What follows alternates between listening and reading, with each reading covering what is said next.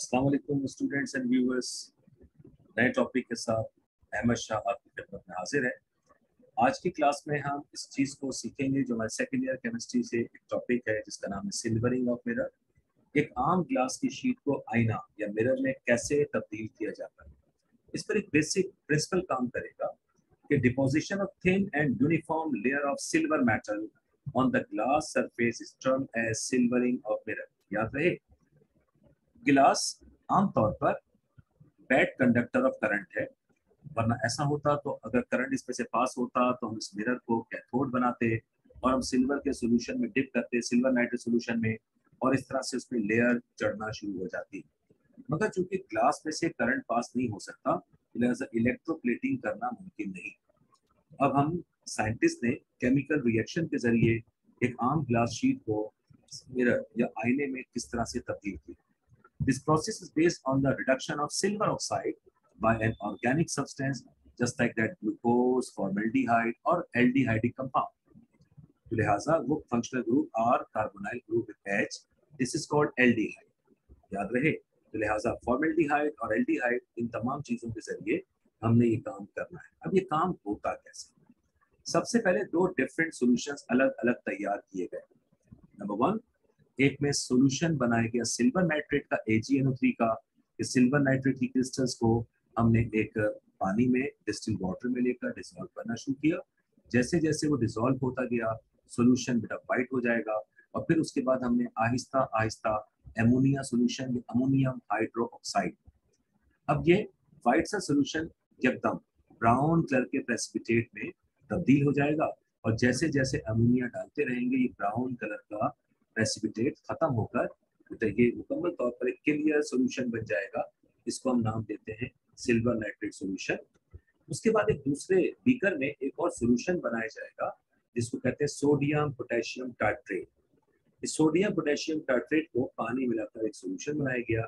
इसको ammoniacal silver nitrate का नाम देंगे। लिहाजा जब ये दोनों सॉल्यूशन तुमने मिक्स कर दिए तो बनने वाले दोनों सॉल्यूशंस को नाम दिया गया अमोनिकल सिल्वर नाइट्रेट, जिसको Tollens reagent, Tollens TOLLENS, Tollens reagent का नाम दिया जाता है।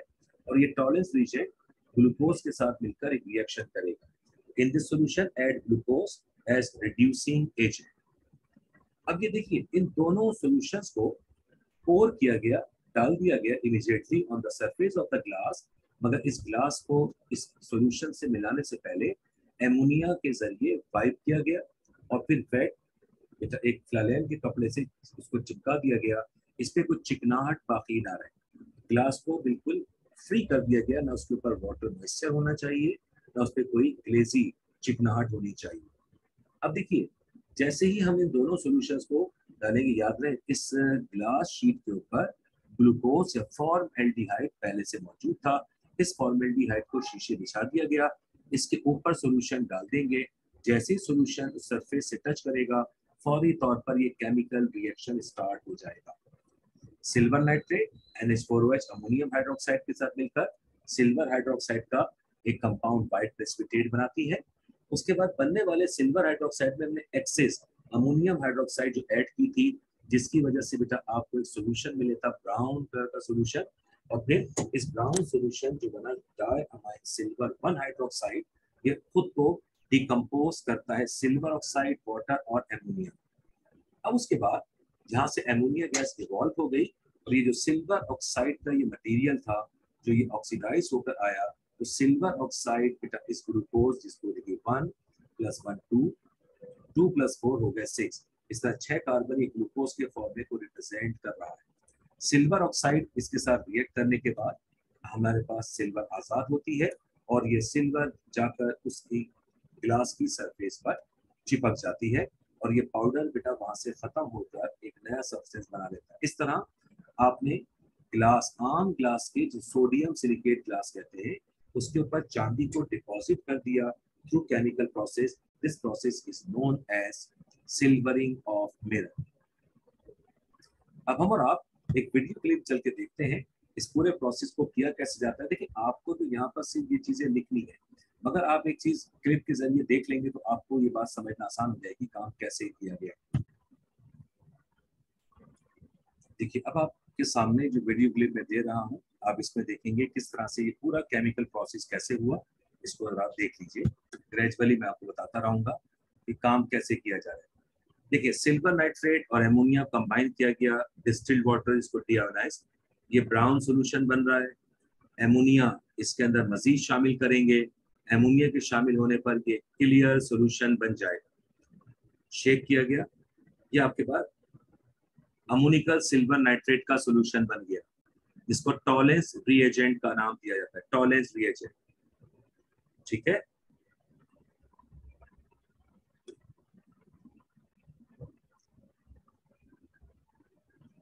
देखिए अब हमने इस सरफेस के ऊपर ये सॉल्यूशन डाल दिया है, और उसके बाद फिर अब इस पर जो मैजिक होगा वो पाउडर डालने पर, जिसको ग्लूकोज का नाम दिया जाएगा, उसके जरिए ये मैजिक इस सरफेस पर ये सिल्वर जाकर चिपक जाएगा।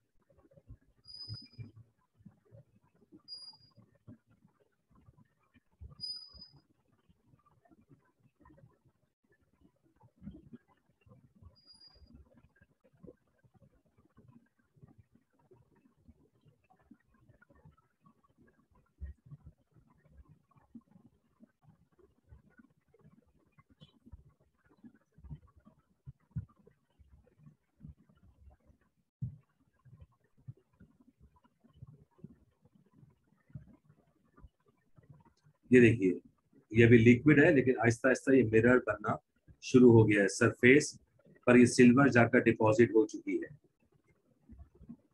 इस तरह ये सिंपल सी टेक्निक जो बाज़ाहिर तुम्हें नजर आती है। अब उसके बाद इस गिलास को पानी से धोकर इसको ड्राई कर लिया जाएगा, मगर इसको रगड़ेंगे नहीं। इस तरह ये सिल्वर की लेयर आकर उस पर डिपॉजिट हो गई। ये आम गिलास शीट थी जो अब मिरर में तब्दील हो चुकी है। ठीक है, राइट। इस तरह ये सिल्वरिंग ऑफ मिरर का काम कंप्लीट हो गया है। इस तरह ये केमिकल प्रोसेसेस होने के बाद एक आम ग्लास शीट के ऊपर जाकर डिपॉजिट हो जाता है सिल्वर।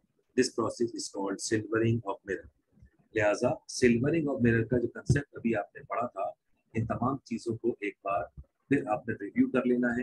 पहला सॉल्यूशन था आपका सिल्वर नाइट्रेट एमोनिया के साथ, और फिर उसमें हमने सोडियम पोटेशियम टाइट्रेट को मिक्स किया, लिहाजा अमोनिकल सिल्वर नाइट्रेट का ये सब। आज के इस लेक्चर में हमने सिर्फ सिल्वरिंग और मिरर से मुतालिक आपसे बात की है। आज हम इस क्लास को यहीं पर ऑफ करेंगे।